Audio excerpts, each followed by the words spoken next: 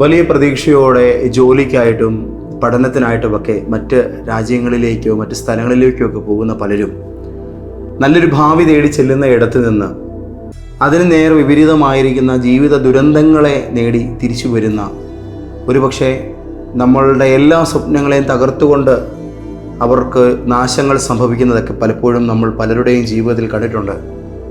ഇന്ന് ഇത് കേൾക്കുമ്പോൾ നിങ്ങളിൽ ചിലരുടെയൊക്കെ ജീവിത സാഹചര്യങ്ങളിൽ ഇങ്ങനെയുള്ളതായ ആപൽക്കരമായ അവസ്ഥകൾ വന്നിട്ടുമുണ്ടാകാം. എന്നാൽ നമ്മളൊരു സ്ഥാനത്തേക്ക് പോകുന്നതിന് മുൻപ് ദൈവത്തിൻ്റെ വലിയ സംരക്ഷണം നാം ചോദിച്ച് മേടിക്കണമെന്നത് ബൈബിൾ വളരെ ശക്തമായിട്ട് നമ്മളോട് പറയുമ്പോൾ തന്നെ, എൻ്റെ ദൂതനെ ഞാൻ നിനക്ക് മുമ്പേ അയക്കുമെന്ന് കർത്താവ് നമുക്ക് വാഗ്ദാനവും തരുന്നുണ്ട്. ദൈവം തൻ്റെ ദൂതനെ അയക്കുമെന്ന് പറഞ്ഞാൽ നാം ചെല്ലുന്ന സ്ഥലത്ത് നമുക്ക് സാഹചര്യങ്ങൾ അനുകൂലമാക്കി തരുമെന്നതിൻ്റെ ഒരു അർത്ഥപ്രയോഗം തന്നെയാണത്. അതിനു വേണ്ടി ദൈവം ചെയ്യാനുള്ളത് എന്തോ അത് ദൈവം ചെയ്യും. അത് സാഹചര്യം റീഅറേഞ്ച് ചെയ്യാനാണെങ്കിൽ അങ്ങനെ ചെയ്യും, ചിലരെ മാറ്റി പുതിയ ചില ആൾക്കാരെ കൊണ്ടുവരാനാണെങ്കിൽ അങ്ങനെ ചെയ്യും, ചില നല്ല മനുഷ്യരെ നമ്മുടെ സഹായത്തിന് എഴുന്നേൽപ്പിക്കാനോ ഒരു നിയമം ഭേദഗതി ചെയ്യാനോ ഈ വിധത്തിലുള്ള ഏത് സംവിധാനവും ദൈവത്തിൻ്റെ ഭാഗത്തു നിന്ന് നമുക്ക് വേണ്ടി ഒരുങ്ങി വരും. എന്നാൽ നാം ഇങ്ങനെയുള്ളതായ കാര്യങ്ങളിലേക്ക് പോകുന്നതിന് മുൻപ് വളരെ വ്യക്തമായി മനസ്സിലാക്കിയിരിക്കേണ്ട ചില കാര്യങ്ങൾ ദൈവത്തിൻ്റെ പരിശുദ്ധാത്മാവ് ഇന്നത്തെ പ്രവചനദൂതിലൂടെ നമ്മളോട് സംസാരിക്കാൻ പോവുകയാണ്. നല്ലൊരു ഭാവി, നല്ലൊരു ജീവിതം പ്രതീക്ഷിക്കുന്നിടത്ത് നിന്നും ആ ജീവിതം സ്വപ്നം കണ്ടത് നേടുക തന്നെ മടങ്ങി വരാൻ, അതല്ലാതെ അതിന് വിപരീതമായൊരു ഫലം ജീവിതത്തിൽ ഒരിക്കലും വരാതിരിക്കാൻ ഇന്ന് നിങ്ങൾ കേൾക്കാൻ പോകുന്ന ഈ കാര്യങ്ങൾ നിങ്ങളെ സഹായിക്കും. വലിയ ദൈവകൃപയോടുകൂടെ ഇന്നത്തെ ഈ ഒരു പ്രവചനദൂതിൻ്റെ പുതിയ അധ്യായത്തിലേക്ക് ഞാൻ നിങ്ങളെ സ്വാഗതം ചെയ്യുന്നു. എല്ലാ പ്രിയപ്പെട്ടവർക്കും ഇന്നത്തെ ഈ ഒരു പ്രോഫറ്റിക്കൽ മെസ്സേജിലേക്ക് വലിയവനായ യേശു കർത്താവിൻ്റെ ഉന്നതമായ നാമത്തിൽ സന്തോഷത്തോടെ സ്നേഹവന്ദനം. നമ്മൾ ചെല്ലുന്ന സ്ഥലത്ത് നമ്മൾ അതിനു മുൻപ് തന്നെ പ്രധാനമായും മനസ്സിലാക്കിയിരിക്കേണ്ട ഒരു കാര്യം എന്ന് പറയുന്നത് അവിടുത്തെ കാലാവസ്ഥ എന്താണെന്നുള്ളതാണ്. ഈ കാലാവസ്ഥയുടെ വ്യതിയാനങ്ങൾ പലരെയും പല രീതിയിൽ ദോഷകരമായി ബാധിക്കുന്നുണ്ട്. ചിലർക്ക് വീസിംഗ് പ്രോബ്ലം ഉള്ളവരാണ്. അങ്ങനെയുള്ളവർ തണുപ്പുള്ള സ്ഥലങ്ങളിൽ ചെല്ലുമ്പോൾ ഭയങ്കരമായ പ്രയാസം അനുഭവിക്കുന്നത് കണ്ടിട്ടുണ്ട്. ഒത്തിരി പേർ എന്നെ പ്രാർത്ഥിക്കാൻ വിളിച്ചതിൽ തങ്ങൾ ചെന്നിടത്തെ കാലാവസ്ഥ ഞങ്ങൾക്ക് പിടിക്കുന്നില്ല, ഫുഡ് പിടിക്കുന്നില്ല, അവിടുത്തെ വെള്ളം മോശമാണ്, ആ ക്ലൈമറ്റ് ഞങ്ങൾക്ക് ഒട്ടും ശരിയാകുന്നില്ല എന്നുള്ള പരാതി പലരും പറഞ്ഞിട്ടുണ്ട്. ഇങ്ങനൊരു അവസ്ഥ ഉണ്ടായപ്പോഴൊക്കെയും ഞാൻ അങ്ങനെയുള്ളവരെ പ്രാർത്ഥിച്ച് അവിടെ തന്നെ നിലനിർത്താൻ ദൈവസന്നിധിയിൽ ആശ്രയിച്ച് പ്രാർത്ഥിച്ചപ്പോൾ ദൈവം എനിക്ക് നൽകിയ ഒരു വലിയ ആത്മീക രഹസ്യമുണ്ട്. അത് ഞാൻ നിങ്ങളോട് പെട്ടെന്നൊന്ന് പറഞ്ഞുതരാം. വിശുദ്ധ ബൈബിളിൽ പഴയ നിയമത്തിൽ ദാനിയേൽ പ്രവചനത്തിൽ നെബൂഖദ്നേസർ രാജാവ് ഉണ്ടാക്കിയ ബിംബത്തെ അല്ലാതെ മറ്റൊന്നിനെ നമസ്കരിക്കരുത്, നമസ്കരിച്ചാൽ ആമേൻ അത് ചെയ്യുന്ന വ്യക്തികളെ തീയിലെറിഞ്ഞു കൊല്ലുമെന്നുള്ളൊരു നിയമം രാജാവ് രംഗത്ത് കൊണ്ടുവന്നു. അങ്ങനെ ഈ വിധത്തിൽ ദൂരാസമഭൂമിയിൽ നിർത്തിയ ബിംബത്തെ വീണ് നമസ്കരിക്കാൻ തയ്യാറാകാതിരുന്ന ശന്ദ്രക്, മേശക്, അബേദ്നഗോ എന്ന 3 എബ്രായ ബാലന്മാരെ 7 മടങ്ങ് ശക്തിയോടെ കത്തുന്ന എരുതിയിലേക്ക് വലിച്ചെറിയുകയും അവർ കത്തിച്ചാമ്പലാകുന്നൊരു കാഴ്ച കാണാൻ ലോകം മുഴുവൻ നോക്കിയിരുന്നപ്പോൾ ഒരു കേടും കൂടാതെ ആ കാലാവസ്ഥയ്ക്കകത്ത്, തീയുടെ അന്തരീക്ഷത്തിനകത്ത് അവർ രോമം പോലും കരിയാതെ, തീയുടെ ഗന്ധം പോലും ഏൽക്കാതെ സുരക്ഷിതരായി മടങ്ങി വരുന്നൊരു അത്ഭുതം രേഖപ്പെടുത്തിയിട്ടുണ്ട്. ഇത് നമ്മുടെ ജീവിതത്തിൻ്റെ കാലാവസ്ഥകൾക്കകത്ത് നമ്മുടെ ശരീരത്തിന് അനുയോജ്യമായിരിക്കുന്ന വിധത്തിൽ ദൈവം അതിനെ നമുക്ക് പുനഃക്രമീകരിച്ച് തരുമെന്നതിൻ്റെ ശക്തമായ സൂചനയാണ്. ഇന്ന് നിങ്ങൾ ചെന്ന് നിൽക്കുന്ന ഒരു സ്ഥലത്ത് നിങ്ങൾക്ക് അവിടുത്തെ എൻവയോൺമെൻറ്റ് ഒരു വിധത്തിലും സ്യൂട്ടാകുന്നില്ല, നിങ്ങൾക്ക് എങ്ങനെയും അവിടുന്ന് പോരണമെന്നുള്ളൊരു സാഹചര്യത്തിലാണ് ഇപ്പോൾ എന്നെ കേൾക്കുന്നതെങ്കിൽ വലിയ ശക്തിയോടെ ദൈവത്തിൻ്റെ കൃപയിൽ ശരണപ്പെട്ടുകൊള്ളുക. ഈ വിധത്തിലുള്ളൊരു ഫേവർ ദൈവം നിങ്ങൾക്ക് വേണ്ടി കാണിക്കും. തീയിൽ വീണിട്ടും വെന്ത് തീരാതെ തൻ്റെ ദാസന്മാരെ താങ്ങിയ ദൈവത്തിൻ്റെ കരം നിങ്ങളിപ്പോൾ ആയിരിക്കുന്ന സ്ഥലത്ത് നിങ്ങളുടെ ശരീരത്തിന് ഏറ്റവും അനുയോജ്യമായൊരു കാലാവസ്ഥയാക്കി ദൈവം അതിനെ കൺവേർട്ട് ചെയ്ത് നിങ്ങളെ ഈ പ്രശ്നത്തിൽ നിന്ന് സുരക്ഷിതമായി താങ്ങും, വിടുവിക്കും. നിങ്ങൾക്കവിടെ അനുഗ്രഹങ്ങൾ നേടാൻ തക്ക വിധം കർത്താവ് നിങ്ങളെ സഹായിക്കുമെന്ന് ഞാൻ വ്യക്തമായി പറയട്ടെ. ഇത് +2 ഒക്കെ കഴിഞ്ഞ് കുഞ്ഞുങ്ങളൊക്കെ റിസൾട്ടിന് വേണ്ടി കാത്തിരിക്കുന്നു. പുതിയ പഠനകരമായ യാത്രകൾക്ക് വേണ്ടി ഒരുങ്ങുന്ന ഒരു സീസണാണ്. അപ്പോൾ ഒരു കരിയറിൻ്റെ ഒരു നെക്സ്റ്റ് സ്റ്റെപ്പിലേക്ക് നമ്മൾ ചുവട് വെക്കാൻ തുടങ്ങുന്ന ഈ ഒരു നേരത്ത് നിങ്ങളുടെ കുഞ്ഞുങ്ങളെ നിങ്ങൾ പുതിയൊരു സ്ഥലത്തേക്ക് അയക്കുമ്പോൾ, വലിയ പ്രാർത്ഥനയോടുകൂടി അവരെ പറഞ്ഞയക്കുമ്പോൾ, ഈ വചനം ഞാനിപ്പോൾ നിങ്ങളോട് പറഞ്ഞ ഈ ഒരു വചനം ചൊല്ലി അവരെ ബ്ലസ് ചെയ്യേണ്ടതിൻ്റെ അനിവാര്യത നിങ്ങൾക്കിപ്പോൾ മനസ്സിലായിട്ടുണ്ടല്ലോ. കർത്താവ് നിങ്ങളെ അതിൽ മുന്നോട്ട് പോകാൻ വേണ്ടി സഹായിക്കട്ടെ. ചിലർ തങ്ങളുടെ ശരീരത്തിൽ വളരെ ബ്യൂട്ടി കോൺഷ്യസ് ആയിട്ട് നിൽക്കുന്നവരാണ്, ഹെൽത്ത് കോൺഷ്യസ് ആണ്. വേറെ ചിലരൊന്നും ശ്രദ്ധിക്കാറില്ല. എന്നെ രോഗം വന്നാലും ഡോക്ടറെ കാണുകയില്ല, മരുന്നും മേടിക്കുകയില്ല. എന്നാൽ വേറെ ചിലർ തങ്ങളുടെ ഉള്ള ശരീരത്തിൻ്റെ സാഹചര്യങ്ങളെ മനസ്സിലാക്കി അത് വളരെ നയപരമായിട്ട് അത് കൊണ്ടു നടക്കുന്നവരാണ്. നിങ്ങൾ വളരെ സൗന്ദര്യബോധമുള്ളവരായിരിക്കണം.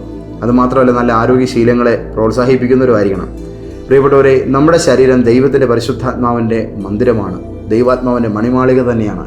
അപ്പോൾ അത് ഏറ്റവും വിശുദ്ധമായും വൃത്തിയോടും വെടിപ്പോടും ആരോഗ്യത്തോടും കൂടെ സൂക്ഷിച്ചാൽ ദൈവത്തിൻ്റെ പരിശുദ്ധാത്മാവിനെ ആദരിക്കുന്നതിന് തുല്യമാണ്. അപ്പോൾ നിങ്ങളുടെ ശരീരത്തെ നിങ്ങൾ അതിൻ്റെ സൗന്ദര്യം നിലനിർത്താനും നിങ്ങളതിൻ്റെ ആരോഗ്യം മെച്ചപ്പെടുത്താനും നിങ്ങൾ തയ്യാറാകുന്ന ഓരോ കാര്യങ്ങളും അത് നിങ്ങളുടെ ശരീരത്തിന് മാത്രമല്ല നിങ്ങളുടെ ആത്മീയതയെ കൂടെ പോഷിപ്പിക്കുന്നൊരു കാര്യമാണെന്ന് മറന്നു പോകരുത്. ദൈവം നൽകിയ ശരീരം സംരക്ഷിക്കാതെ മുന്നോട്ട് പോകുന്നത് അതൊരു തെറ്റായ നയമാണ്. അത് കർത്താവിൻ്റെ ആത്മാവിനെ ദുഃഖിപ്പിക്കുന്നൊരു പരിപാടിയാണ്. നിങ്ങളത് ചെയ്യരുത്. ഇനി ഞാൻ പറയാൻ പോകുന്ന കാര്യം വളരെ പ്രധാനപ്പെട്ടൊരു വിഷയമാണ്. നമ്മുടെ പ്രിയപ്പെട്ടവരെ വിട്ടുമാറി നാം നിൽക്കേണ്ടി വരുന്ന സാഹചര്യങ്ങളിൽ നമുക്കുണ്ടാകുന്ന ഏറ്റവും വലിയൊരു ചലഞ്ചുണ്ട്. അതെനിക്കാരുമില്ല, ഞാൻ തനിച്ചായി പോയി എന്നുള്ളൊരു ചിന്തയാണ്. നമ്മുടെ കുഞ്ഞുങ്ങളോ നമ്മുടെ പ്രിയപ്പെട്ടവരോ, പിള്ളേരുടെ കാര്യം പറയുമ്പോൾ തന്നെ 10-12 വയസ്സായിട്ട് മാതാപിതാക്കളുടെ കൂടെ തന്നെ കിടന്നുറങ്ങുന്ന പിള്ളേരെ എനിക്കറിയാം. ഞാനവരെ മാറ്റിക്കിടത്തണമെന്ന് പറഞ്ഞിട്ട് ആ പിള്ളേരെ മാറ്റിക്കിടത്താൻ അവർ അപ്പനമ്മമാരും തയ്യാറല്ല, മാറിക്കിടക്കാൻ കുഞ്ഞുങ്ങളും തയ്യാറല്ല. പിന്നെ നമ്മൾ എന്താ ചെയ്യുക? അപ്പം നമ്മൾ അവരുടെ ആ ഒരു സ്നേഹം നിലനിൽക്കട്ടെ എന്ന നിലയിൽ തന്നെ അതിനെ അങ്ങ് അംഗീകരിച്ചു കൊടുക്കും. പക്ഷേ ഇങ്ങനെയുള്ള പ്രിയപ്പെട്ടവർ മറ്റൊരു സ്ഥലത്തേക്ക് മാറി താമസിക്കേണ്ടി വരുമ്പോൾ അവരെ ഏറ്റവും കൂടുതൽ അലട്ടുന്നൊരു വിഷയം ഞാൻ ഒറ്റപ്പെട്ടു പോയി, എനിക്ക് ആരും ഇല്ലെന്നുള്ളൊരു ചിന്തയാണ്. ഇങ്ങനെയുള്ളൊരു വിഷയത്തിൽപ്പെട്ട് ഒത്തിരി പേര് പ്രാർത്ഥിക്കാൻ വിളിച്ചിട്ടുണ്ട്. അങ്ങനെ വിളിക്കുന്ന സമയത്ത് അവരുടെ മനസ്സിൻ്റെ ഏറ്റവും വലിയ ചിന്ത ഉപരിപഠനത്തിനായാലും ജോലിക്കാണെങ്കിലും അവർ ചെല്ലുന്ന സ്ഥലത്ത് അവർക്ക് അതിലേക്ക് കോൺസെൻട്രേറ്റ് ചെയ്യാൻ വയ്യാതെ എങ്ങനെയും തിരിച്ചു പോകണമെന്നുള്ള വല്ലാത്ത ഒരു ചിന്തയാണ് അവരുടെ മനസ്സിനകത്ത് അവരെ അലട്ടുന്നത്. അപ്പോൾ ഇങ്ങനൊരു സങ്കടം ഉണ്ടാകുന്ന സാഹചര്യം നിങ്ങളുടെ ജീവിതത്തിലുണ്ടെങ്കിൽ, നിങ്ങളുടെ കുഞ്ഞുങ്ങളെയോ നിങ്ങളുടെ പ്രിയപ്പെട്ടവരെയോ ഒക്കെ അലട്ടുന്നുണ്ടെങ്കിൽ, നിങ്ങൾ എല്ലാ ദിവസവും യെശയ്യാവിൻ്റെ പുസ്തകം 41:10 ചൊല്ലി അവരെ പ്രാർത്ഥിച്ച് ബലപ്പെടുത്തണം. അതേതാ വചനം നിങ്ങൾക്ക് എല്ലാവർക്കും അറിയാം. ഭയപ്പെടേണ്ട, ഞാൻ നിന്നോട് കൂടെയുണ്ട്. ഭ്രമിച്ചു നോക്കേണ്ട, ഞാൻ നിൻ്റെ ദൈവമാകുന്നു. ഞാൻ നിന്നെ സഹായിക്കും, ഞാൻ നിന്നെ ശക്തീകരിക്കും. എൻ്റെ നീതിയുള്ള വലങ്കരം കൊണ്ട് ഞാൻ നിന്നെ താങ്ങും. അപ്പോൾ നമ്മൾ ഒറ്റയ്ക്കൊരു മുറിയിലായിരിക്കുമ്പോഴും കർത്താവ് നമ്മളെ വിട്ടുമാറി പോകുന്നില്ല. അവിടുന്ന് എപ്പോഴും നമ്മുടെ കൂടെ തന്നെ ഉണ്ട് എന്നുള്ളതാണ്. ഈ ചില സാഹചര്യങ്ങളിൽ പുതിയ ഇടങ്ങളിലേക്കൊക്കെ മാറുമ്പോൾ അതിവിടെ ഉണ്ടാകുന്നൊരു പൊതുവായൊരു പ്രശ്നമെന്ന് പറയുന്നത് എല്ലാ സ്ഥലങ്ങളും ഒരേപോലെ സുരക്ഷിതമല്ലെന്ന് പറയാൻ ആത്മീക പ്രതിരോധങ്ങൾ വളരെ സംഘടിതമായി നിൽക്കുന്ന ചില സ്ഥലങ്ങളുണ്ട്.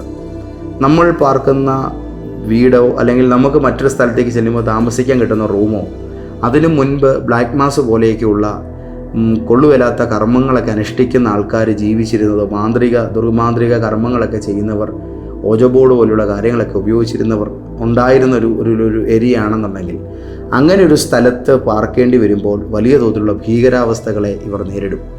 ഈ ഭയാശങ്കകൾ അവരെ വല്ലാത്ത നിലയിൽ ചെറിയ തോതിലല്ല വലിയ തോതിൽ മാനസികമായിട്ട് തളർത്തും. അപ്പം 139 സങ്കീർത്തനം വായിച്ച് പ്രാർത്ഥിച്ച് നിങ്ങൾ ആ സ്ഥലത്തെ ദൈവത്തിനായി സമർപ്പിച്ച് വേർതിരിക്കണം. ഞാൻ പാതാളത്തിൽ പോയി എൻ്റെ കിടക്ക വിരിച്ചാലും എനിക്ക് എൻ്റെ കർത്താവിൻ്റെ കരത്തിൻ്റെ സംരക്ഷണമാണുള്ളത്. ഞാൻ ഉറങ്ങുമ്പോൾ പിശാച് വന്നേരെ കൊങ്ങാക്കി പിടിക്കുകയല്ല. അപ്പോൾ നമ്മൾ ഈ ഒരു വചനം പറഞ്ഞ് നമ്മൾ ബലപ്പെടുമ്പോൾ എന്താ സംഭവിക്കുന്നത്? അവിടെ എന്തെല്ലാം നമ്മൾ ചെല്ലുന്നതിന് മുമ്പ് എന്തെല്ലാം നെഗറ്റീവുകളുണ്ടായിരുന്നു അതെല്ലാം ഈ ഒറ്റ വചനം ചൊല്ലി നമ്മൾ പ്രാർത്ഥിക്കുന്നതോടുകൂടെ മാറിപ്പോവുകയാണ്. അതോടുകൂടെ നമുക്കവിടെ നമ്മുടേതായ ഒരു പുതിയ സ്വാതന്ത്ര്യം ദൈവകൃപയിൽ അനുഭവിക്കാൻ അത് നമ്മളെ സഹായിക്കും. നോക്കൂ, എത്ര ആശ്വാസകരമായ വാക്കുകളാണ് കർത്താവ് നമുക്ക് തരുന്നത്. ഇതൊന്നും ആരും പറയില്ല, കാരണം എല്ലാവരും ഇതൊക്കെ ഊതിപ്പെരുപ്പിച്ച് വലിയ വിഷയമാക്കാനാണ് ശ്രമിക്കുന്നത്. പക്ഷേ നമ്മുടെ കയ്യിലുള്ള ദൈവത്തിൻ്റെ വചനം നമുക്ക് നൽകുന്ന ഉറപ്പ് അത് ഭയങ്കരമാണ്. നിങ്ങളോട് നിങ്ങളുടെ ലൈഫിലെ ഏറ്റവും പ്രധാനപ്പെട്ട കുറേ ഇങ്ങനെയുള്ള വിഷയങ്ങളെ ജയിക്കുവാനുള്ളതായ കാര്യങ്ങളാണ് പരിശുദ്ധാത്മാവ് ഇന്ന് രാവിലെ ഉപദേശിച്ച് തരുന്നത്. നിങ്ങളിത് കേട്ടിട്ട് നിങ്ങളുടേതായിട്ട് മാത്രം വെക്കാതെ നിങ്ങളുടെ പ്രിയപ്പെട്ടവർ കൂടെ ഷെയർ ചെയ്താൽ അവരും ഇതിനകത്ത് അനുഗ്രഹം പ്രാപിക്കും കേട്ടോ. മറക്കരുത്, ഇങ്ങനെയുള്ളതായ ഈ അഴുക്ക് സ്ഥലങ്ങളിൽ പാർക്കേണ്ടി വരുന്നവരെ ഏറ്റവും കൂടുതൽ അലട്ടുന്നൊരു ചിന്തയെന്ന് പറഞ്ഞാൽ ഈ സൂയിസൈഡൽ തോട്ട്സാണ്. അപ്പോൾ അതിൻ്റെ കാരണം അവിടെ വ്യാപരിക്കുന്ന ആ ഒരു സ്പിരിച്വൽ പ്രസൻസ് ആ നിലയിലുള്ളതാണ്. നമ്മൾ ഇത് മനസ്സിലാക്കി അതിനെ ഒന്ന് ആത്മാവിൽ റബ്ബിക്ക് ചെയ്ത് പ്രാർത്ഥിച്ച് നമ്മുടെ പ്രിയപ്പെട്ടവരായിരിക്കുന്നിടത്തെ ഈ വചനം കൊണ്ടൊന്ന് ബലപ്പെടുത്തുവാൻ തയ്യാറായാൽ നിങ്ങൾക്ക് അവിടെ സുരക്ഷിതത്വം. ഈ കഴിഞ്ഞ കുറച്ച് നാളുകൾക്ക് പുറകിൽ ദുബൈയിൽ ഒരു നല്ല ഹോസ്പിറ്റലിൽ നല്ലൊരു ജോലി കിട്ടിയ ഒരു സിസ്റ്റർ, പുള്ളിക്കാരിക്ക് അവിടെ ചെല്ലുമ്പോഴൊക്കെ വല്ലാത്ത ശാരീരിക ബുദ്ധിമുട്ടുകളായിരുന്നു. കാരണം ഇവരുടെ മീതെ നിൽക്കുന്ന ഒരു സ്ത്രീ, അവരൊരു മറ്റു രാജ്യക്കാരിയാണ്, ഒരു കറുമ്പിയാണ്. അവർ ഭയങ്കരമായ നിലയിൽ ഇവരെ ടോർച്ചർ ചെയ്യുകയാണ്. അപ്പം ഇവർ ഇച്ചിരി സൗന്ദര്യമുള്ളൊരു സ്ത്രീയാണ്. അപ്പോൾ ഇവർ കടന്നു ചെല്ലുമ്പോൾ അവർക്ക് ഇഷ്ടമല്ലാതെ വരുമ്പോൾ ഇവരെന്ത് ചെയ്യും? ആ ഡിപ്പാർട്ട്മെൻറ്റിൽ തന്നെ പബ്ലിക്കായിട്ട് ഉള്ളതും ഇല്ലാത്തതും എല്ലാം ഇവരുടെ തലമേ കെട്ടിവെച്ച് ഭയങ്കരമായിട്ടങ്ങ് റൂഡായിട്ട് പെരുമാറും, ഇൻസൾട്ട് ചെയ്യും. ഇത് ചിലയിടത്തുണ്ട്. നമ്മൾ നല്ലൊരു ജീവിത സാഹചര്യം തേടിയാണല്ലോ പല സ്ഥലങ്ങളിലേക്ക് ചെല്ലുന്നത്. അപ്പോൾ അവിടെ ചെല്ലുമ്പം നമ്മളെ ഒരിക്കലും ഉൾക്കൊള്ളാത്ത നിലയിൽ വരത്തനാണ് എന്നറിയില്ല, നീ ഇവിടെ കൊള്ളുകയില്ലാത്ത ആളാണ്, പുതിയതല്ല, ഇതാന്നൊക്കെയുള്ള നിലയിൽ വളരെ റൂഡായിട്ട് നമ്മളോട് പെരുമാറുന്ന കുറേ ആൾക്കാർ എല്ലാ സ്ഥലത്തും ഉണ്ട്. അപ്പം എല്ലാവരും ഒന്നും നമ്മളെ മനസ്സിലാക്കില്ല. അപ്പോഴും നമ്മളോട് പോട്ടെ, സാരമില്ലെന്ന് 1-2 പേര് കാണും. അവർ പക്ഷേ നമ്മുടെ ജീവിതത്തിലേക്ക് കാര്യമായിട്ട് പിന്നീട് ഇടപെടത്തുമില്ല. അവരവരുടെ കാര്യം നോക്കി കാണുമ്പോൾ ഒരു ചിരിയും സന്തോഷമൊക്കെ തന്നിട്ട് അവരവരുടെ കാര്യം നോക്കി പോകും. നമ്മളെ അവരുടെ ജീവിതത്തിലേക്ക് ഒരു കയറ്റത്ത് പോലുമില്ല. പിന്നെന്ത് ചെയ്യും? നമ്മൾ ഒറ്റയ്ക്ക് കിടന്ന് ഇതിങ്ങനെ തുഴയും. എനിക്കിപ്പം മറ്റൊരുടെ കാര്യത്തിനകത്തോട് ഇടപെട്ടിട്ട് എനിക്കൊന്നും കിട്ടാനില്ല, എനിക്കതിന് പറ്റത്തുമില്ല എന്നുള്ള നിലയിലുള്ള ഒരു വല്ലാത്ത അവസ്ഥയാണ് എല്ലാവരെയും ബാധിക്കുന്നത്. ആരെയും കുറ്റം പറയേണ്ട കാര്യമില്ല. നമ്മളൊരു കാര്യം ചെയ്യേണ്ടത്, ഈ തെറ്റായ ദിശയിലുള്ള ആൾക്കാരുമായിട്ട് നമുക്ക് പോരാട്ടങ്ങൾ ഉണ്ടാകുന്ന ഇങ്ങനത്തെ സാഹചര്യങ്ങളെ നമ്മൾ നേരിടേണ്ടി വരുമ്പോൾ, ഇപ്പം നമ്മുടെ മക്കൾ പഠിക്കുന്ന സ്ഥലത്ത് ഒരു HOD ആയിരിക്കും, ഡിപ്പാർട്ട്മെൻറ്റ് ഹെഡ് ആയിരിക്കും ചിലപ്പോൾ എതിരായിട്ട് നിൽക്കുന്നത്, അല്ലെങ്കിൽ വൈസ് പ്രിൻസിപ്പൽ ആയിരിക്കും. അപ്പോൾ വൈസ് പ്രിൻസിപ്പളൊക്കെ എതിരായിട്ട് മാറിക്കഴിഞ്ഞാൽ ഭയങ്കരമായ ബുദ്ധിമുട്ടാണ്. സീനിയേഴ്സ് അയക്കുന്ന പിള്ളേരുടെയൊക്കെ കൂടെ തോളെ കയറ്റി നടക്കുന്ന ചില അധ്യാപകരുണ്ട്. അപ്പോൾ അവരെന്ത് ചെയ്യും? ഇവരുടെ കൂടെ കൂടിയിട്ട് എല്ലാവിധ തോന്നിവാസങ്ങൾക്കും കൂട്ടുനിൽക്കുന്ന നിലയിലുള്ള വൃത്തികെട്ട നയങ്ങൾ പലയിടത്തുമുണ്ട്. ഇപ്പോൾ ഈ കഴിഞ്ഞ ദിവസം ഒരു കുഞ്ഞ് ആത്മഹത്യ ചെയ്തു. അവിടെ ഉണ്ടായ വിഷയങ്ങൾ അറിയാമല്ലോ, ഞാനതൊന്നും എൻ്റെ നാക്കോട് പറയുന്നില്ല. അപ്പം ഇങ്ങനെയൊക്കെയുള്ളതായ വിഷയങ്ങളുണ്ടാകുമ്പം നമുക്ക് അങ്ങനെയുള്ള ഒരു സ്ഥലത്തേക്ക് നമ്മുടെ കൊച്ചിനെ അയച്ചു. ഇത് അവൻ്റെ ഭാരവും പ്രയാസവും ഒക്കെ ഓർത്തിട്ട് വീട്ടിലെ ബുദ്ധിമുട്ടോർത്തിട്ട് തിരിച്ചു വരാനോട് കൂട്ടാക്കത്തുമില്ല. അവിടെ നിൽക്കുകയും വേണം, എന്നാൽ അതിനവിടെ തുടരാനും വയ്യ. ഇങ്ങനെയുള്ള വിഷയം വരുമ്പോൾ എന്നാ ചെയ്യും? ഇവിടെയാണ് നമ്മൾ മനസ്സിലാക്കേണ്ടത്. കർത്താവ് ഏത് ഭർവോൻ്റെ ഹൃദയത്തെയും കടിപ്പിക്കാനും അയക്കാനും മതിയായവനാണ്. നമ്മുടെ മീതെ നിൽക്കുന്ന, നമുക്ക് ദോഷമായി നിൽക്കുന്ന വ്യക്തിയുടെ ഹൃദയത്തിൻ്റെ സ്വിച്ച് കർത്താവിൻ്റെ കയ്യിലുണ്ട്. മനസ്സിലാവുന്നുണ്ടോ? യഹോവയുടെ കരത്തിലാണ് രാജാക്കന്മാരുടെ ഹൃദയം ഇരിക്കുന്നത്. തനിക്ക് ഇഷ്ടമുള്ളത്തേക്ക് അവിടെ നിന്ന് തിരിക്കും. ലാബാനോട് ദൈവം പറഞ്ഞു, എൻ്റെ ദാസനായ യാക്കോബിൻ്റെ കാര്യത്തിൽ നീ ഗുണമായിട്ട് ദോഷമായിട്ട് ചിന്തിക്കുക പോലും വരുതെന്ന്.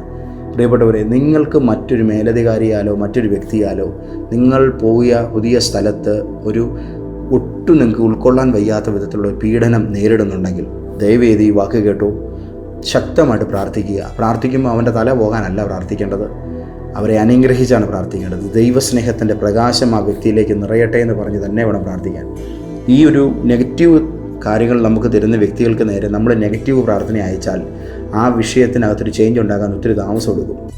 അവന് ചെറിയ പണി കിട്ടിയെന്ന് പറഞ്ഞാലും പിന്നെയും കയറി വരും. അത് വരാതെ പെർമനൻ്റായിട്ട് ആ വ്യക്തിയെ തന്നെ നമുക്ക് നമ്മുടെ ലൈഫിനകത്തുള്ള അയാളുടെ അകത്തെ ആ എറർ നമുക്ക് മാറ്റാൻ പറ്റുന്ന ഏറ്റവും നല്ല കാര്യം നമ്മൾ ആ വ്യക്തിയെ ബ്ലെസ് ചെയ്ത് പ്രാർത്ഥിക്കുക എന്നുള്ളതാണ്. നമ്മൾ അനുഗ്രഹിച്ച് പ്രാർത്ഥിക്കുമ്പോൾ ദൈവികമായ ഒരു പ്രകാശം ആ വ്യക്തിയിലേക്ക് നിറയുകയും നമുക്കതിനാലുള്ളതായ പ്രയാസം മാറിപ്പോവുകയും ചെയ്യും.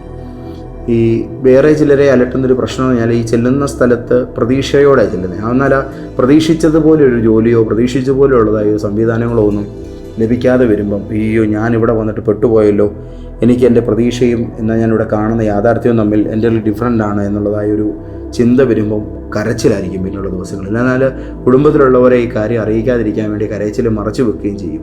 ഇങ്ങനെ ദുഃഖിക്കുന്ന ഒത്തിരി പേരുണ്ട്. ഇങ്ങനെ ദുഃഖിക്കുന്നവരോടെല്ലാം ഞാൻ പറയട്ടെ, ആദിയെങ്കിൽ കയ്പുണ്ടെങ്കിലും അന്തിമോ മധുരമത്രയെന്ന് നമ്മൾ വായിക്കുന്നത് പോലെ, പാടുന്ന പോലെ, കർത്താവിൻ്റെ സാന്നിധ്യത്തിൽ നിങ്ങൾ നിങ്ങളുടെ ജീവിതത്തെ സമർപ്പിച്ചു കഴിയുമ്പോൾ കാലുകുത്താനൊരു അവസരം അവിടെ തന്നിട്ടുണ്ടെങ്കിൽ ദൈവം നിനക്കൊരു വിശാലമായത് തുറന്നു തരിക തന്നെ ചെയ്യും. ജോസഫ് കണ്ടത് ഒരു മന്ത്രിയാകും എന്നുള്ള നിലയിൽ കിരീടമാണ് സ്വപ്നം കണ്ടത്, അല്ലേ? ഞാൻ എൻ്റേതായ രീതിയിലാണ് പറയുന്നത്. എന്നാൽ ചെന്നുപെട്ടത് ജയിലിലാണ്, അല്ലേ? പക്ഷെ അതായിരുന്നു അയാളുടെ ഫൈനൽ ഡെസ്റ്റിനേഷൻ അല്ല. അവിടെ അയാൾക്ക് ഒരു ടെമ്പററി പോസ്റ്റ് മാത്രമാണ് ദൈവം കൊടുത്തത്, അല്ലേ? എന്ന് പറഞ്ഞ പോലെ നിങ്ങൾ ചെന്ന സ്ഥലത്ത് നിങ്ങൾക്ക് ഒട്ടും അക്സെപ്റ്റ് ചെയ്യാൻ വയ്യാത്ത രീതിയിലുള്ള ഒരു വിഷയമാണ് നിങ്ങൾ കാണുന്നതെങ്കിൽ പേടിക്കണ്ട. ഏറ്റവും നല്ലതിലേക്ക് ഇമ്മീഡിയറ്റ് ആയിട്ട് നിങ്ങളെ ഷിഫ്റ്റ് ചെയ്യാൻ കർത്താവിൻ്റെ കരം പ്രവർത്തിക്കും. ഇന്ന് തന്നെ കണ്ടുകൊണ്ടിരിക്കുന്ന ചിലരുടെ ലൈഫിൽ, ചില കുടുംബങ്ങൾക്ക് വേണ്ടി നിങ്ങൾ പ്രാർത്ഥിക്കുന്ന നിങ്ങളുടെ പ്രിയപ്പെട്ടവർക്ക് വേണ്ടി കർത്താവ് ഇങ്ങനൊരു പ്രവൃത്തി ചെയ്യാൻ പോവുകയാണ്. ഹല്ലേലൂയ. പഴയതുമായിട്ട് താരതമ്യം ചെയ്യാനല്ല, പുതിയതിൽ നിന്ന് പുതിയതിലേക്ക് ദൈവം നിങ്ങളെ ഉയർത്താനാണ് പ്ലാൻ ചെയ്യുന്നത്. കർത്താവ് അത് ചെയ്യും കേട്ടോ. പിന്നെ നമ്മളെ മനസ്സിലാക്കുകയും നമ്മളെ ചേർത്ത് പിടിക്കുകയും ചെയ്യുന്ന നല്ല കൂട്ടുകാരെയും നല്ല ബന്ധങ്ങളെയും എല്ലായിടത്തും നമുക്ക് ആവശ്യമാണ്. എന്നാൽ ചെല്ലുന്ന ചില സ്ഥലങ്ങളിൽ നമുക്കങ്ങനെ കിട്ടത്തില്ല, നമ്മൾ ഒറ്റപ്പെട്ടു പോകും. അപ്പോൾ അവരൊരു ഗ്യാങ് ആണ്, അവരുടെ കൂട്ടത്തിൽ എന്നെ കൂട്ടത്തില്ല, ഞാനിവിടെ തനിച്ചാണേ എന്നുള്ള പരാതി പലരും പറഞ്ഞിട്ടുണ്ട്. ഇത് പ്രാർത്ഥനാ വിഷയമായിട്ട് തന്നെ വന്നിട്ടുണ്ട്. ദൈവം മനുഷ്യരായ നമ്മളെക്കുറിച്ച് കാണുന്ന ഒന്നാമത്തെ കണ്ടെത്തൽ, നമ്മൾ ഒറ്റയ്ക്കിരിക്കുന്നത്, ഏകരായിരിക്കുന്നത് നല്ലതല്ല. നമുക്കതുകൊണ്ട് ജീവിത പങ്കാളിയെ തരും, കൂട്ടുകാരെ തരും, മാതാപിതാക്കളെ, സഹോദരങ്ങളെ എല്ലാം തരും, സഭ തരും. എന്നാൽ ഇതൊന്നും ഇല്ലാത്ത ഒരു സാഹചര്യത്തിൽ നമ്മൾ ഒറ്റയ്ക്ക് ഒരു സ്ഥലത്തേക്ക് മാറിപ്പോയി കഴിയുമ്പോൾ നമുക്ക് നേരിടേണ്ടി വരുന്നതായ പ്രശ്നങ്ങളുടെ നടുവിൽ ഞാൻ തനിച്ചായി പോയല്ലോ എന്നൊരു വിഷയം ഉണ്ടാകുന്ന സമയത്ത് നമ്മൾ മനസ്സിലാക്കേണ്ട ഒരു കാര്യം, ഞാൻ നിന്നെ ഒരു നാളും കൈവിടത്തില്ല, ഉപേക്ഷിക്കത്തില്ല. ഇമ്മാനുവേൽ എന്ന് പറയുന്ന വാക്കിൻ്റെ രണ്ടാമത്തെ പവർ അവിടെയാണ് യൂസ് ചെയ്യപ്പെടുന്നത്. യഹോവ എന്നോട് കൂടെയുണ്ട്, ദൈവം എൻ്റെ കൂടെയുണ്ട്. അപ്പം എൻ്റെ കൂടെ കർത്താവുണ്ട്. അപ്പം ചില സാഹചര്യങ്ങളിലൊന്നും നമുക്ക് ദൈവ സാന്നിധ്യം പോലും പ്രാർത്ഥിച്ചാൽ അനുഭവിപ്പിക്കാൻ പറ്റത്തില്ല. അപ്പം അങ്ങനെ വരുന്നതിൻ്റെ കാരണം നമ്മുടെ ജീവിതത്തിൽ എന്തോ പാപമുള്ളത് കൊണ്ടോ കുറവുള്ളത് കൊണ്ടോ ഒന്നും അല്ല. നമ്മുടെ മനസ്സ് അത്രത്തോളം ഡള്ളായി പോകുന്നത് കൊണ്ടാണ് നമുക്ക് അങ്ങനെ അനുഭവിക്കാൻ വയ്യാത്തത്. എന്നാൽ നമ്മൾ മനസ്സിലാക്കേണ്ട ഒരു കാര്യം ഞാൻ പറയാം. നമുക്ക് വലിയ ദൈവ സാന്നിധ്യമോ വലിയ ദൈവശക്തിയോ ഒന്നും അനുഭവിക്കാൻ പറ്റുന്നില്ല. നമ്മൾ ആകെപ്പാടെ എല്ലാം ആറി തണുത്ത് പോയ പോലെ സാഹചര്യത്തിലാണെങ്കിൽ പോലും ദൈവത്തിൻ്റെ സ്നേഹം നമ്മളെ വിട്ടു മാറുന്നില്ല. തൻ്റെ പ്രസൻസ് നമുക്ക് എക്സ്പീരിയൻസ് ചെയ്യാൻ വയ്യാത്ത സ്ഥലത്തും കർത്താവിൻ്റെ സ്നേഹം നമ്മുടെ കൂടെയുണ്ട്. അതുകൊണ്ട് എൻ്റെ പൊന്നു മക്കൾ, ആരും വിഷമിക്കേണ്ട. ദൈവത്തിൻ്റെ സ്നേഹം നിങ്ങളെ വിട്ടു മാറത്തില്ല. ഒരു സ്ത്രീ തൻ്റെ കുഞ്ഞിനെ മറക്കുമോ, താൻ നൊന്ത് പ്രസവിച്ച് തൻ്റെ മകനോട് കരുണ തോന്നാതിരിക്കുമോ? അമ്മ തൻ്റെ കുഞ്ഞിനെ മറന്നാലും ഞാൻ നിന്നെ മറക്കില്ലെന്നാണ് പറഞ്ഞേക്കുന്നത്, അല്ലേ? കർത്താവ് കൈവിടത്തില്ലെന്ന് പറയുന്നത് ഒരു ഭംഗിവാക്കല്ല. കൈവിടത്തില്ലാത്തതുകൊണ്ട് തന്നെയാണ് അങ്ങനെ പറയുന്നത്. അപ്പം നിങ്ങളെ മനസ്സിലാക്കുന്ന, നിങ്ങളെ സ്നേഹിക്കുന്ന ഒരു വ്യക്തിയുടെ രൂപത്തിൽ എനിക്ക് അങ്ങയുടെ സാന്നിധ്യം വേണമെന്ന് ദൈവത്തോട് പറഞ്ഞാൽ, ഞാൻ ഇനി പറയാൻ പോകുന്ന കാര്യം ലോകത്തിലെ ഒറ്റ മനുഷ്യന് അംഗീകരിച്ച് തരാൻ സാധ്യതയില്ലാത്തൊരു കാര്യമാണ്. പക്ഷെ നടക്കാൻ ഒരു ദൈവവന്റെ ജീവിതത്തിൽ 100% സാധ്യതയുള്ള കാര്യവുമാണ്. നിങ്ങൾക്ക് മനുഷ്യനായിട്ട് ഒരു വ്യക്തിയുടെ സ്നേഹമോ സാന്നിധ്യമോ സാമീപ്യമോ വേണം, നല്ലൊരു കൂട്ടുകാരനെ വേണം എന്നുണ്ടെങ്കിൽ മനുഷ്യരായിട്ടുള്ള ആരും അതിന് കൂട്ടാക്കാതെ നിൽക്കുന്നൊരു സമയത്താണ് നിങ്ങളായിരിക്കുന്നതെങ്കിൽ സ്വർഗത്തിലെ ഒരു ദൂതനെ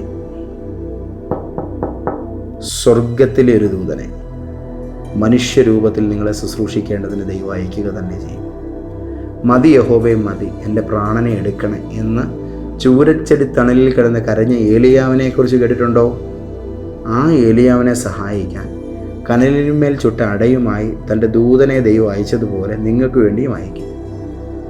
അതുകൊണ്ട് സ്വർഗത്തിൽ ചെന്നാലേ ദൂതന്മാരെ കാണാൻ പറ്റത്തുള്ളൂ, ഞാനങ്ങ് എന്നാലേ എല്ലാം നടക്കത്തുള്ളൂ എന്നൊന്നും ചിന്തിക്കണ്ട.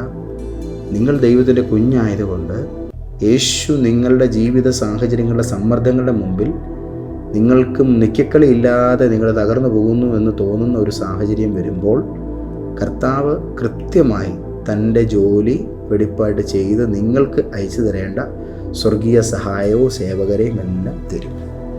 മനസ്സിലായോ? സന്തോഷത്തോടെ യേശുവിന് നന്ദി പറഞ്ഞു കേട്ടോ. ഇനി മറ്റൊരു കാര്യം, എങ്ങനെയും ജീവിതത്തിൽ രക്ഷപ്പെടണമെന്നുള്ള ആഗ്രഹത്തിൻ്റെ പേരിൽ നമ്മൾ ചെല്ലുന്ന ഒരു സ്ഥലത്ത് നമുക്ക് വേണ്ടത്ര സുരക്ഷാ മാനദണ്ഡങ്ങൾ പാലിക്കാതെ റിസ്ക്കുള്ള ജോലിയിലേക്ക് പലരും ചാടി കയറുന്നത് കണ്ടിട്ടുണ്ട്. അതൊരു ചിലപ്പോൾ ഉയരമുള്ളൊരു സ്ഥലത്ത് കയറി ചെയ്യുന്ന ജോലിയായിരിക്കാം, അല്ലേ? ഒരു കപ്പലിൻ്റെ മുകൾ തട്ടിലേക്ക് കയറുക എന്നുള്ളതായിരിക്കും. അപ്പോൾ അതിൻ്റെ ലാഡറിലൂടെ പിടിച്ച് ആ മണ്ടയിലോട്ട് കയറണമെന്നുള്ളതായിരിക്കും. ചിലർ കയറും. അതിൻ്റെ കാര്യം ആ സമയത്ത് അവർ കൂടുതലൊന്നും ആലോചിക്കുകയില്ല. എന്നാൽ പ്രിയപ്പെട്ടവരെ, സാഹസികതകളിലേക്ക് എടുത്തു ചാടുന്നതിന് മുൻപ് നിങ്ങൾ ഒന്ന് മാറി നിൽക്കണം. മനസ്സിലായി? അതായത് സദൃശ്യവാക്യം 22:3 ഒന്ന് വായിച്ചു നോക്കണം സമയം പോലെ. അപകടം മുൻകൂട്ടി കാണുന്നവൻ്റെ പേരാണ് ജ്ഞാനി. ചില കാര്യങ്ങൾക്കകത്ത് ചലഞ്ചുണ്ടെങ്കിൽ അതെത്ര ലാഭകരമാണെങ്കിലും നമ്മുടെ പ്രാണന് ദോഷമുണ്ടെങ്കിൽ സാധ്യമല്ല എന്ന് തന്നെ പറഞ്ഞേക്കുക. മറ്റൊരു സാഹചര്യം തുറക്കപ്പെടും.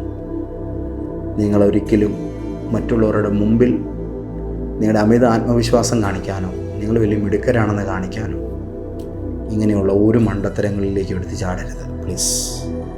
നിങ്ങളെ വേണം ഞങ്ങൾക്ക്. അതുകൊണ്ട് ഉറക്കം കളഞ്ഞുള്ള അമിതമായ ജോലി വേണ്ട. പകലൊരിടത്ത് ജോലി ചെയ്തിട്ട് രാത്രി പാർട്ട് ടൈം ആയിട്ട് മറ്റൊരു കാര്യത്തിന് വേണ്ടി പോയി ഉറക്കമില്ലാതെ ഊണില്ലാതെ ഇങ്ങനെ അലഞ്ഞ് സ്വയം ഭ്രാന്ത് പിടിക്കുന്ന പരിപാടിക്ക് നിൽക്കണ്ട. നമുക്ക് സ്വസ്ഥമായിട്ട് ജീവിക്കാം. സമ്പത്ത് ദൈവത്തിൻ്റെ പദ്ധതിയിൽ നിന്നും വരുന്നതാണ്. നിങ്ങൾക്ക് ഏറ്റവും നല്ലത് തുറന്നു തരാൻ ദൈവം മതിയായവനാണ്. അത് തരും. ഇന്നിപ്പോൾ ചെയ്യുന്നതിനകത്ത് വേണ്ടത്ര ഇല്ല എങ്കിൽ നിങ്ങൾക്ക് സമ്പൽ സമൃദ്ധമായി ജീവിപ്പാൻ വേണ്ടത്ര തുറന്നു തരുന്ന ഒരു വല്ല വാതിൽ യേശു നിങ്ങൾക്കായിട്ട് തുറക്കും. എൻ്റെ പ്രാർത്ഥനയും അനുഗ്രഹവും ഞാൻ ആ കാര്യത്തിൽ നിങ്ങൾക്ക് സപ്പോർട്ട് ചെയ്യുകയാണ്. അടുത്തത്, നമുക്ക് വേണ്ടത്ര പരിശീലനമില്ലാത്ത ജോലികൾ നമ്മൾ ഏറ്റെടുക്കരുത്. അതും വളരെ സൂക്ഷ്മതയോടെ വേണം കൈകാര്യം ചെയ്യാൻ. ചലഞ്ചുകൾ കൈകാര്യം ചെയ്യുന്ന പോലെ തന്നെ എന്നെക്കൊണ്ട് ഇത് ചെയ്തു തീർക്കാൻ പറ്റുമോ എന്നുള്ള കാര്യവും നമ്മൾ ചിന്തിക്കണം. ലൂക്കോസിന് സുവിശേഷം 14-ാം അധ്യായത്തിൻ്റെ 28-ാം വാക്യത്തിൽ യേശു 2 രാജാക്കന്മാർ തമ്മിൽ നടത്തുന്ന യുദ്ധത്തെക്കുറിച്ച് പറയുന്നുണ്ട്. പിന്നെ ഒരു വീട് പണിയെക്കുറിച്ച് പറയുന്നുണ്ട്. 10,000 പേരോട് യുദ്ധത്തിന്, അല്ലെങ്കിൽ 20,000 പേരോട് യുദ്ധത്തിന് 10,000 പേരും കൂടെ പോയാൽ മതിയോ? പറ്റത്തില്ല. അപ്പോൾ അമിതമായ ടാസ്കുകൾ എടുക്കരുത് എന്ന് കർത്താവ് നമ്മളോട് പറയുന്നുണ്ട്. മറിയയുടെ കാര്യത്തിൽ പറഞ്ഞൊരു വാക്ക് പറഞ്ഞ് നമുക്ക് നിർത്താം. അല്പമേ വേണ്ടൂ, അല്ല ഒന്ന് മതി, മറിയ നല്ല അംശം തിരഞ്ഞെടുത്തിരിക്കുക. ഇന്ന് ഏറ്റവും സുരക്ഷിതമായിരിക്കുന്നതിൽ മുന്നോട്ട് പോകാൻ കർത്താവ് നമുക്ക് സഹായം നൽകുന്ന തിരുവെഴുത്തുകളും ആലോചനകളുമാണ് നൽകിയത്. നമുക്കൊരു വെച്ച് പ്രാർത്ഥിക്കാം. യേശുപ്പിച്ച, ഇന്നെൻ്റെ വാക്കുകളെ കേട്ട് പ്രാർത്ഥിക്കുന്ന ഞങ്ങളുടെ എല്ലാ പൊന്നോമന മക്കൾക്കും അങ്ങ് വചനത്തിലൂടെ നൽകുന്ന ഈ തിരിച്ചറിവിൻ്റെ അനുഗ്രഹം വെളിപ്പെടുമാറാകട്ടെ. ഇവർ ആയിരിക്കുന്ന ഇടത്ത് ഒരു ദോഷവും തട്ടാതെ ഇവരെ സൂക്ഷിക്കുന്ന കൃപ ഇവരെ പൊതിയാൻ പോകുന്നതിനായിട്ട് സ്തോത്രം. ഇന്നത്തെ ദിവസം ഇവർക്ക് അനുഗ്രഹമായി തീരട്ടെ, യേശുവിൻ്റെ നാമത്തിൽ തന്നെ ആമേൻ. ഇന്നും നാളെയും മറ്റന്നാളും കോട്ടയത്ത് ഫാസ്റ്റ് ലൈഫ് ചേഞ്ചിങ് സീസൺ 8 എന്ന അനുഗ്രഹീതമായ ഫാസ്റ്റിംഗ് പ്രെയർ നടക്കുകയാണ്. നിങ്ങൾ വരണം, നമുക്ക് ഒരുമിച്ച് പ്രാർത്ഥിക്കാം, ദൈവകൃപ അനുഭവിക്കാം. Okay, God bless you. Amen. പിതാവാം ദൈവത്തിൻ്റെ സ്നേഹം, യേശുവിൻ്റെ കൃപ, പരിശുദ്ധാത്മാവിൻ്റെ കൂട്ടായ്മ നിങ്ങളോടുകൂടെ എപ്പോഴും ഉണ്ടായിരിക്കുമാറാകട്ടെ.